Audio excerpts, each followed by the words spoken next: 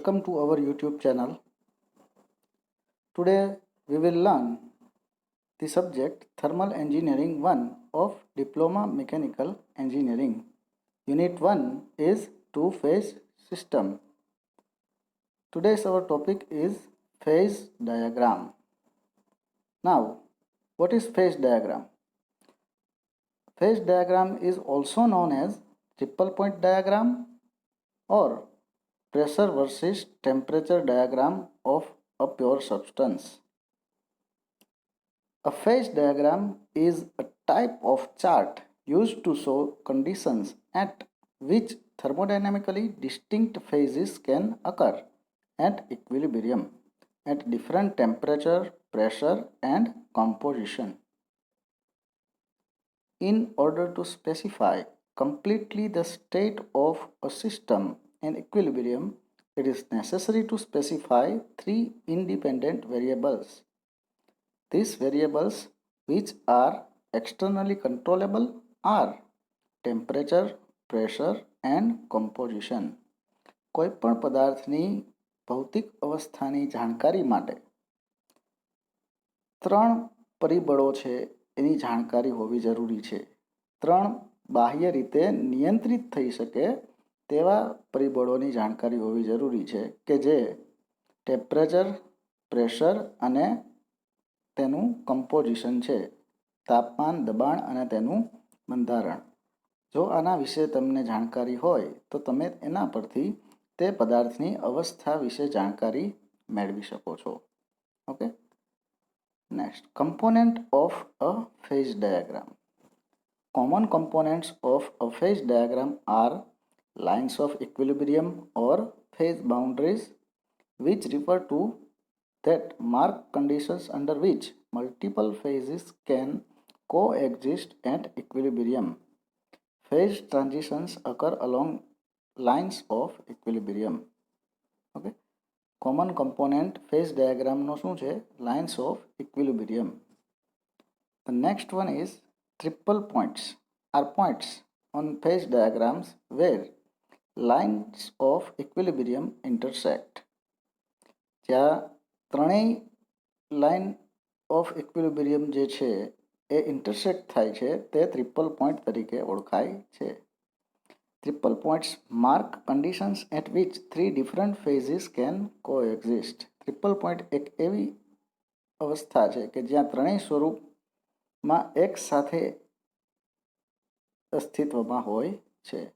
For example, the water phase diagram has a triple point corresponding to the single temperature and pressure at which solid, liquid and gaseous water can coexist in a stable equilibrium. H2O માટે આપણે જે triple point diagram છે એના triple point વિશે વાત કરીએ તો તેના માટે ટ્રિપલ પોઈન્ટ એક એવો પોઈન્ટ છે કે જ્યાં જે H2O છે એ સોલિડ, લિક્વિડ અને ગેસ એમ ત્રણેય સ્વરૂપમાં એક સાથે અસ્તિત્વમાં હોય અને સંતુલનમાં હોય. The solidus is the temperature below which the substance is stable in the solid state, and the liquidus is the temperature above which the substance is stable in a liquid state. There may be a gap between the solidus and liquidus. Within the gap, the substance consists as a mixture of solid and liquid, like a slurry. This is the typical phase diagram for water. These simplest phase diagrams are pressure temperature diagrams of a single simple substance such as water. એટલે કે water માટેનો જે phase diagram છે એ સૌથી simple અને સમજી શકાય તેવો છે. The phase diagram shows in pressure temperature spaces the lines of equilibrium or phase boundaries between the three phases of solid, liquid and gas. Here you can see phase diagram of water where different lines of equilibrium, you can see the different phase regions. Okay, it is pressure versus temperature diagram. Now, let us recall some major types of phase transitions. First is melting. Melting એટલે શું? તો કે solid to liquid conversion છે એ પ્રોસેસને આપણે melting તરીકે અથવા તો ફ્યુઝન તરીકે ઓળખીએ છીએ. Than ઇવોપ્રેશન or વેપોરાઇઝેશન. Liquid to vapour conversion જે છે, લિક્વિડનું વેપરમાં રૂપાંતર, એને આપણે ઇવોપ્રેશન અથવા તો વેપોરાઇઝેશન તરીકે ઓળખીએ છીએ. અહીંયા હું તમને એક વસ્તુ સ્પષ્ટ કરવા માગીશ કે વેપોરાઇઝેશન છે એકચ્યુઅલમાં એ લિક્વિડ ટુ વેપર કન્વર્ઝેશન છે. ઓકે, લિક્વિડનું વેપરમાં કન્વર્ઝેશન વેપોરાઇઝેશન તરીકે ઓળખાય છે. અને આ વેપોરાઇઝેશન છે એ બે પ્રકારે થાય. એટલે કે લિક્વિડનું વેપરમાં કન્વર્ઝેશન બે પ્રકારે થાય, ઇવોપ્રેશન અને બોઇલિંગ. સંતૃપ્ત તાપમાને પાણીની અંદરના ભાગમાંથી જો વરાળમાં રૂપાંતર થાય તો તે પ્રોસેસને આપણે બોઇલિંગ તરીકે ઓળખીએ. અને સંતૃપ્ત તાપમાન કરતાં નીચા તાપમાને પાણીની બાહ્ય ઉપરની જે સપાટી છે તેના પરથી તેનું વરાળમાં જો રૂપાંતર થાય તો તેને આપણે ઇવોપરેશન તરીકે ઓળખીએ છીએ. Next is sublimation. સોલિડનું વેપરમાં કન્વર્ઝેશન થાય તો એને આપણે સબ્લિમેશન પ્રોસેસ તરીકે ઓળખીએ છીએ. Next is condensation. વેપરનું લિક્વિડમાં કન્વર્ઝન થાય તો તે પ્રોસેસ છે તેને આપણે કન્ડેન્સેશન તરીકે ઓળખીએ છીએ. ધેન ફ્રીઝિંગ ઓર સોલિડિફિકેશન. લિક્વિડનું સોલિડમાં કન્વર્ઝન થાય, રૂપાંતર થાય તો તેને આપણે ફ્રીઝિંગ અથવા તો સોલિડિફિકેશન તરીકે ઓળખીએ છીએ. And the last one is deposition. એટલે કે વેપરનું જો સોલિડમાં કન્વર્ઝન થાય તો તેને ડિપોઝિશન તરીકે ઓળખવામાં આવે છે. Okay, let us revise this. સોલિડનું લિક્વિડમાં કન્વર્ઝન થાય તો તેને મેલ્ટિંગ કહેવાય. લિક્વિડનું સોલિડમાં કન્વર્ઝન થાય તો તેને ફ્રીઝિંગ કહેવાય. લિક્વિડનું વેપરમાં કન્વર્ઝન થાય તો તેને ઇવોપરેશન કહેવાય. અને વેપરનું લિક્વિડમાં કન્વર્ઝેશન થાય તો એને કન્ડેન્સેશન કહેવાય. સોલિડનું ડાયરેક્ટલી વેપરમાં કન્વર્ઝેશન થાય તો તેને સબ્લિમેશન કહેવાય. અને વેપરનું ડાયરેક્ટલી સોલિડમાં કન્વર્ઝેશન થાય તો તેને ડિપોઝિશન કહેવાય. આકૃતિમાં H2Oના ત્રણેય સ્વરૂપ દર્શાવતો પ્રેશર વર્સિસ ટેમ્પરેચર ડાયાગ્રામ દર્શાવવામાં આવ્યો છે, જેને ફેઝ ડાયાગ્રામ અથવા ટ્રિપલ પોઈન્ટ ડાયાગ્રામ કહેવાય. હવે આપણે સૌ પ્રથમ જોઈએ ડાયાગ્રામમાં તો તેમાં ત્રણ જુદા જુદા રિજિયન દર્શાવેલા છે. આઈસ એટલે કે સોલિડ રિજિયન, વોટર એટલે કે લિક્વિડ રિજિયન અને વોટર વેપર એટલે કે વેપર રિજિયન અથવા તો ગેસિયસ રિજિયન. આ સિવાય જુદી જુદી 6 પ્રક્રિયાઓ દર્શાવેલી છે: મેલ્ટિંગ, ફ્રીઝિંગ, વેપોરાઇઝેશન, કન્ડેન્સેશન, ડિપોઝિશન અને સબ્લિમેશન. આ સિવાય 3 જુદી જુદી લાઇન દર્શાવેલી છે કે જેને આપણે લાઇન્સ ઓફ ઇક્વિલિબ્રિયમ તરીકે ઓળખીએ છીએ. ઓકે, અને 2 જુદા જુદા બિંદુઓ પોઈન્ટ્સ દર્શાવેલા છે, ટ્રિપલ પોઈન્ટ અને critical point. So one by one આપણે દરેક વિશે જોશું. સો સૌ પ્રથમ આપણે જોઈએ લાઇન્સ ઓફ ઇક્વિલિબ્રિયમ. સૌથી નીચે જે નાની કર્વડ લાઇન દર્શાવેલી છે તે સબ્લિમેશન લાઇન અથવા તો સોલિડ વેપર લાઇન તરીકે ઓળખાય છે. આ લાઇન પર H2O સોલિડ અને વેપર એમ બંને ફેઝમાં એક સાથે અસ્તિત્વમાં હશે. ઓકે, આ લાઇન પર H2O સોલિડ અને વેપર ફેઝ એમ બંને ફેઝમાં એક સાથે અસ્તિત્વમાં હશે. ઉપર આપેલી બે લાઇનમાંથી જે સ્ટ્રેટ લાઇન છે, સીધી રેખા જે દર્શાવેલી છે કે જેના ઉપર મેલ્ટિંગ અને ફ્રીઝિંગ જેવી પ્રોસેસ થાય છે, તે રેખા ફ્યુઝન લાઇન તરીકે ઓળખાય છે. આ રેખા પર H2O સોલિડ અને લિક્વિડ એમ બંને ફેઝમાં એક સાથે અસ્તિત્વમાં જોવા મળશે. ઓકે, અને ધ થર્ડ વન ઇઝ જે કર્વડ ત્રાંસી રેખા જોવા મળે છે કે જેના ઉપર વેપોરાઇઝેશન અને કન્ડેન્સેશન જેવી પ્રક્રિયાઓ દર્શાવેલી છે. તે રેખા બોઇલિંગ લાઇન તરીકે ઓળખાય છે. જે રેખા પર H2O લિક્વિડ અને ગેસિયસ ફેઝમાં એકસાથે અસ્તિત્વમાં જોવા મળે તે રેખા બોઇલિંગ લાઇન તરીકે ઓળખાય છે. ઓકે, નાવ let us define triple point. Triple point કેને કહેવાય? ડાયાગ્રામમાં દર્શાવ્યા મુજબ પદાર્થના ત્રણેય સ્વરૂપોને અલગ પાડતા ત્રણેય કર્વ એટલે કે ત્રણેય રેખાઓ જે છે એ જે બિંદુએ ભેગા થાય છે તેને ટ્રિપલ પોઈન્ટ કહેવાય છે. ટ્રિપલ પોઈન્ટની પરિસ્થિતિએ પ્યોર સબસ્ટન્સના ત્રણેય સ્વરૂપ સંતુલિત અવસ્થામાં સહઅસ્તિત્વ ધરાવે છે. આ પરિસ્થિતિએ ત્રણેય સ્વરૂપના દબાણ અને તાપમાન સરખા હોય છે, પરંતુ તેમના વિશિષ્ટ કદ અલગ અલગ હોય છે. જેમ કે H2O માટે ટ્રિપલ પોઈન્ટ ઉપર દબાણ 0.6113 કિલોપાસ્કલ અને તાપમાન 273.16 કેલ્વિન હોય છે. એટલે તમે ડાયાગ્રામમાં જોઈ શકો છો કે ટ્રિપલ પોઈન્ટથી તમે લેફ્ટ સાઈડ હોરિઝોન્ટલી જશો તો ત્યાં તમને પ્રેશરની વેલ્યુ જે છે એ 0.6113 કિલોપાસ્કલ હશે, અને જે ટેમ્પરેચર છે એ વર્ટિકલી ડાઉનવર્ડ ડિરેક્શનમાં જવામાં આવે તો તે ટેમ્પરેચર છે તે બિંદુએ 273.16 કેલ્વિન હશે.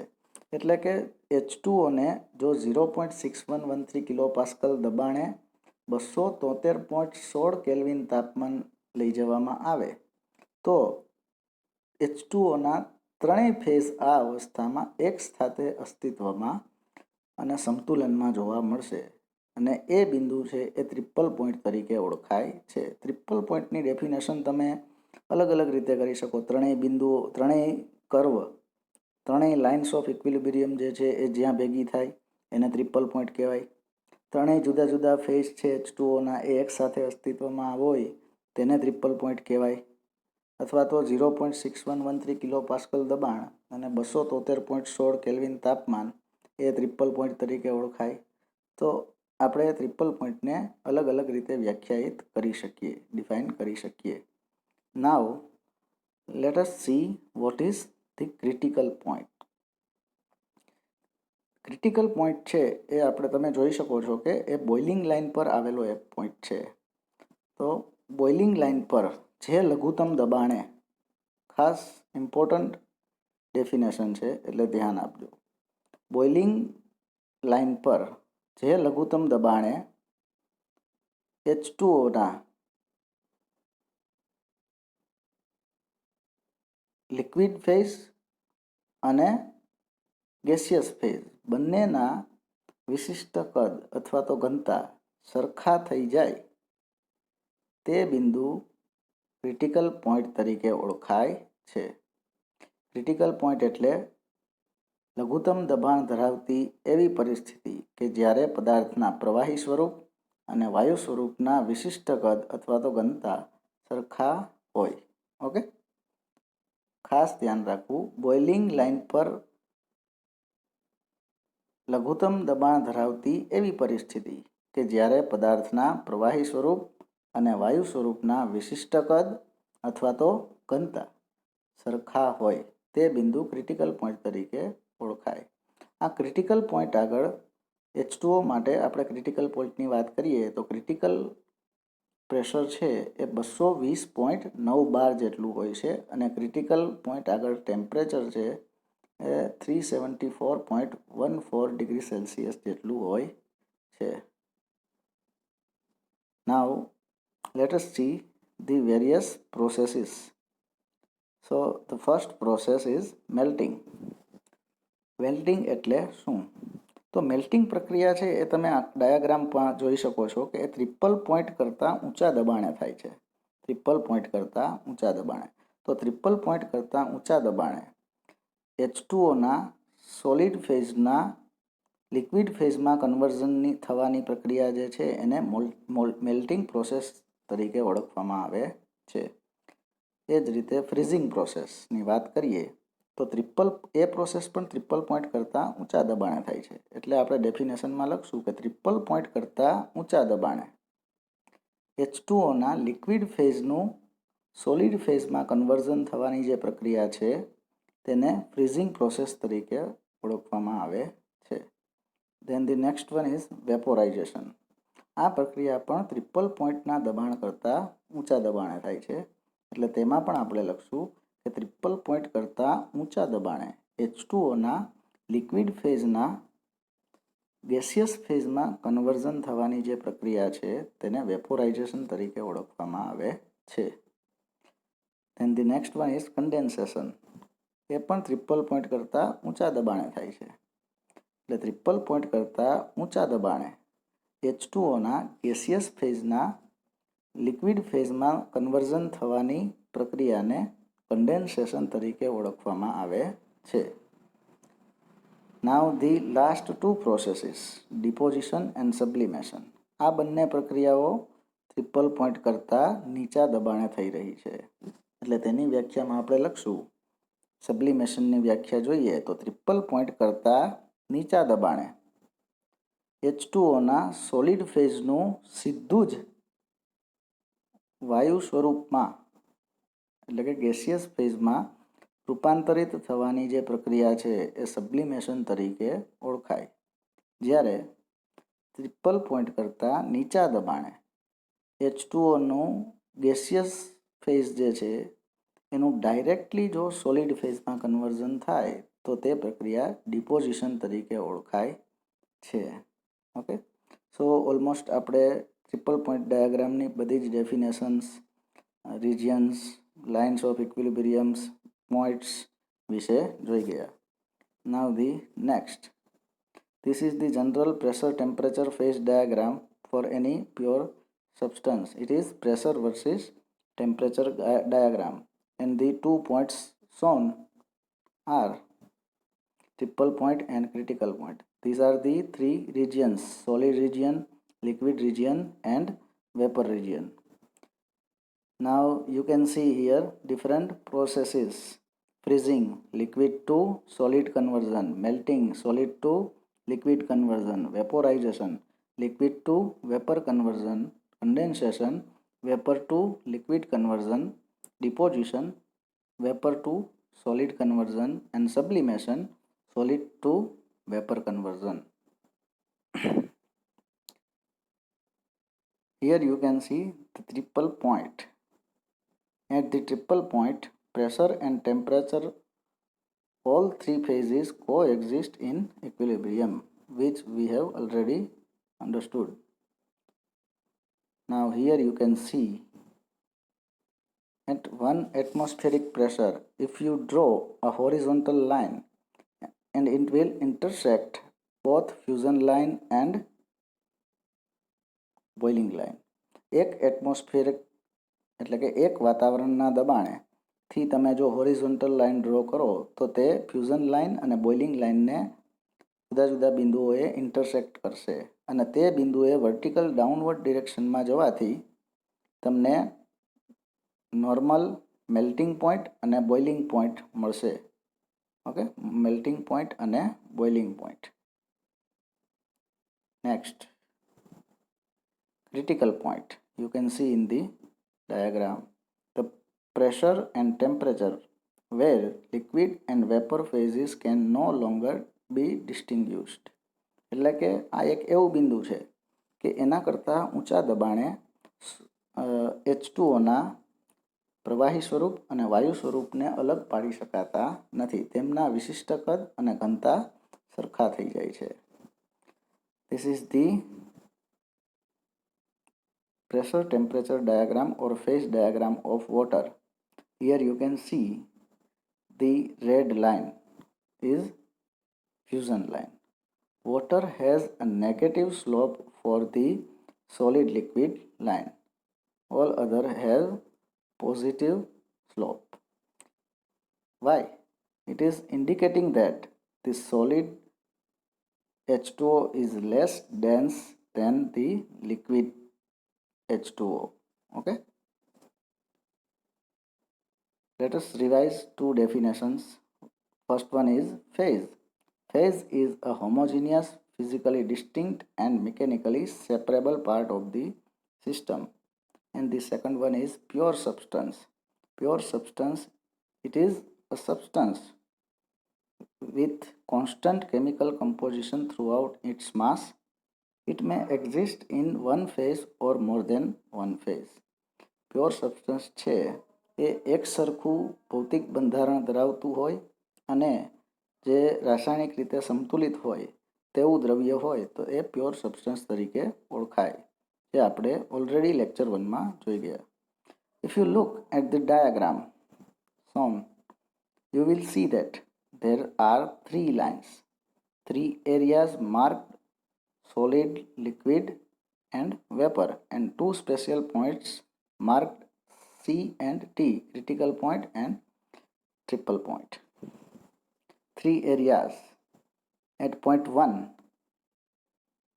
in the first diagram, at point 1, the substance would be in a solid phase because it falls into that area of the phase diagram.